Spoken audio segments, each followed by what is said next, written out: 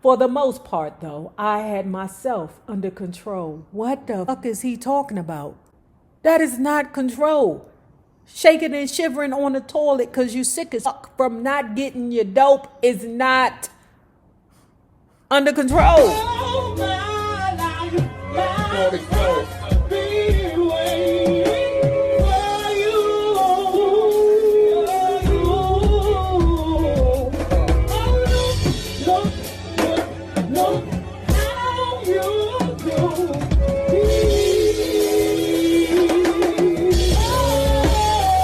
In 1961, I'm sound asleep in a hotel room in Indianapolis. And when I sleep, baby, I sleep. Nothing wakes me. I've slept through electrical storms on planes and earthquakes on the ground. But this morning, someone banging and banging and banging at my door so goddamn hard that my head's about to split open. Usually, I don't open the door for nobody. Can't see who it is and don't like to take chances, but I'm half asleep, half crazy. Who is it? Western Union. If I'd been awake, I would have told the cat to slip the telegram under the door. But my mind was still foggy with dreams. Like a fool, I opened the door. Boom. Cops stormed in, stomping round like they were on TV, opening drawers, looking under the bed and in the closet, pulling the mattress back, going into the medicine cabinet where they found heroin. Did this fuck me up or get me scared? Did I haul off and promise myself never to shoot up again? Did I reform and change my ways before something really bad happened? No. I just carried on with business as usual. Fact is, like the Philadelphia bust, it made me even angrier. The incident in Indianapolis was serious. This time they found Smack. But to my mind, the situation was the same. I was being hassled for something I viewed as no one's business but my own. I got out of it all right, but only because I had bread. At this point in my life, I had long since lost respect for the law. I had already seen too much shiz in the name of the law, which made me sick to my stomach. I don't see the police as black or white. I see them as the law. And it was the law who I once saw earlier in my career pull a guy from his car in a parking lot outside a dance hall and scream in his face, "Ninja, didn't you see that goddamn stoplight back there?" When the man attempted to answer, the law slapped him upside his head with their billy clubs and said, "Keep your mouth shut." If the law is so particular about drugs, why don't they bust the cats doing all the heavy trading? That's funny. Drug dealers say the same thing, and they've been saying it for years. So my habit continued even beyond this miserable morning in Indianapolis. I'm stubborn and I usually go on doing what I like. My music was going well. That was the most important thing. And I didn't see how the dope was hurting. I don't mean I wasn't sick now and then in those days, because I was. I'd hit a dry period and go through the same convulsions as any other junkie. I try to plan ahead, try to keep my supply in good shape. When the cup would be a quarter empty, I'd make arrangements to fill it up again. But that wasn't always possible. And there were days when I just sat and suffered.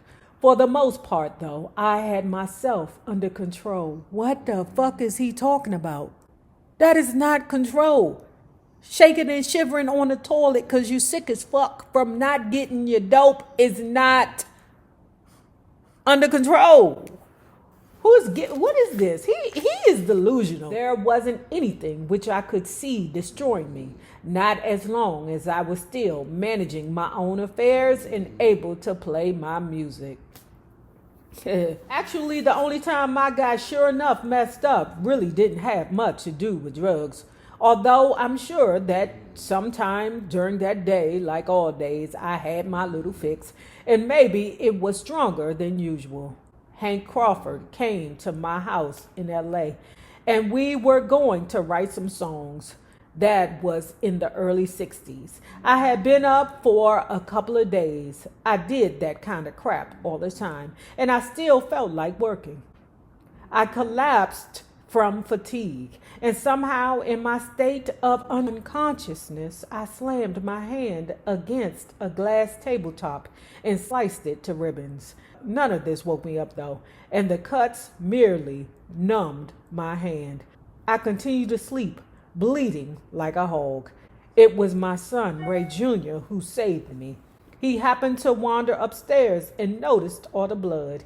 He ran down and told his mother. By then, Hank had returned, and he and B threw me in a car and rushed me to Dr. Foster's office, where I finally came to. Later, Doc Foster told me I had cut an artery and a tendon in my left hand. He instructed me not to work for a while. Naturally, I refused and went right back on the road, even though I could only play one-handed. Bob Foster, who is one of the dearest people I've ever known, insisted that he go on the road with me in case the hand got infected. That proved to be a wise move. He put a cast on the hand, and everyone I met couldn't resist touching it or shaking it. The hand did get infected, but Bob was there to keep me straight. Let's run through some stuff right quick. Some things have happened. Remember earlier in the book, he was expressing how he someday would love to play Carnegie Hall. Well, he did it. And he did it with the beautiful Lady Day. A couple of months after that, we know Billie Holiday died. The next thing on the list is the country album. You know, ABC, like, you sure you want to do this? Answer, yes, I want to do it. Didn't you tell me I could do whatever it is I want to do? I want to do this. Let's do this country album. For years, Jeff Brown was my trusted friend and manager. And in the early 60s, Hal Ziegler, the promoter, used Joe Adams to MC some of our shows. Joe was the disc jockey I met in LA years before. I discovered that he was a very competent businessman with an uncanny memory for small details. By 1964, he was handling my business affairs, and Jeff left to go out on his own. I worked well with both these guys because they complimented me. I could be the good cop and they were the bad cop. I tended to be Brother Ray, someone the cats in the band could talk to, and Jeff and Joe were authority figures who were resented because if they saw that a musician was late or out of uniform, they'd tell me. I must say, though, that Jeff was much softer and more subtle than Joe. The cats could get away with some stuff, but once Joe joined me, the slipping stopped. Joe's as hard-nosed as they come. Now remember, in the movie, Joe is the guy that they say is Obama's best friend, which ain't true. I don't believe it. But he kind of has that Obama swag to him. He's tall, he's light-skinned, he got a dimple in his chin. I cannot think of his name, but he is everywhere. I know he played in the Temptations movies because he's always playing in like retro movies, you know. Harry Lennox, y'all. That's his name, Harry Lennox. He says that he is often mistaken for Obama. Google him, y'all, and y'all see why. But he was the Joe character, all right? And that scene where Ray Charles accused Clifton Powell's character, Jeff, of stealing from him, that shit broke my heart, man. Of course, the final blame should be placed with me. I was the one telling Jeff or Joe what to do. I was the one who saw the need for discipline and order in the band. And more or less, here are my terms. If a cat works for me, I tell him what I expect beforehand. He has to be backstage a half hour before the first note is to be played. That gives him time to get ready. If he's late, I can fine him $50. It used to be 5 or 10, but I learned that didn't do any good. It didn't sting. The fine is at my discretion, and I don't always use it. I might wait and see if it happens again. If a cat is chronically late 3 or 4 times, I fire him. That saves me future aggravations. Ooh, y'all. Ooh. Ooh.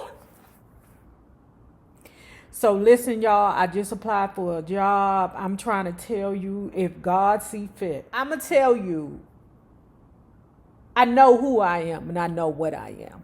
Okay? I know that I'm tough because I'm tough on my siblings. And it's not because I like to be tough. What it is, I don't really have anxiety, but when people don't do what they supposed to do, it pisses me off. Okay? Because I'll leave you the fuck alone on God.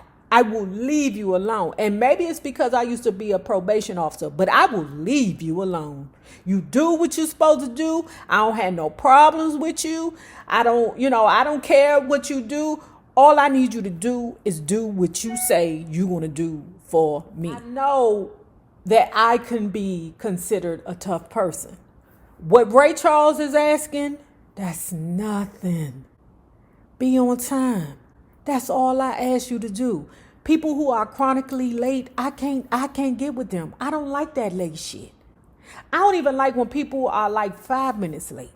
I don't even like that. And I'm learning that people with ADHD, they have an issue with being on time. They're effective employees, but they have an issue with being on time. I'll give you that 15 minutes, okay, where it don't hurt. But after that, nigga, we on paper. My things, come to work dressed properly, same thing he said, and make sure you're on time. And don't be high, because if you high or drunk, that pisses me off. You come to work high and drunk, or high or drunk, what did you come to work for? You should have stayed your funky ass home. And if you're going to call out once a week, bitch, call out all the week. Get a new job. I don't want the money from the fines for my personal use. It's recycled back into the band for such things like cleaning uniforms or repairing equipment. But it's an effective deterrent. I once paid someone to fly from Los Angeles to our gigs in Mexico to pay my cats in cash when I could have given them checks. I figure I do my part and I expect the same of them. Word. So when my band was formed, I tried to follow the advice of the Bible. I put away childish things. Now I had a large organization and I knew it had to be run smoothly. Too much money was involved not to take it seriously. I expected everyone to be in uniform. If I could wear a coat with a tie and suffer my way through, so could they. Word. What's wrong with that? What they did off the bandstand was their business. I had my own indulgences and I let them have theirs. But as far as the music went, the thing had to be tight on the juice. And let me just say this, one more thing and I'm going to move on. And I know you're like, nay, you nuts when it comes down to work. I am. My work ethic is outstanding. The problem is with me is I be saying shit crazy. I be saying stuff crazy, which I'm working on, which is like crazy stuff like, the fuck you been for the past 3 hours? Stuff like that. I'm working on that. The first couple of years with the big band weren't easy.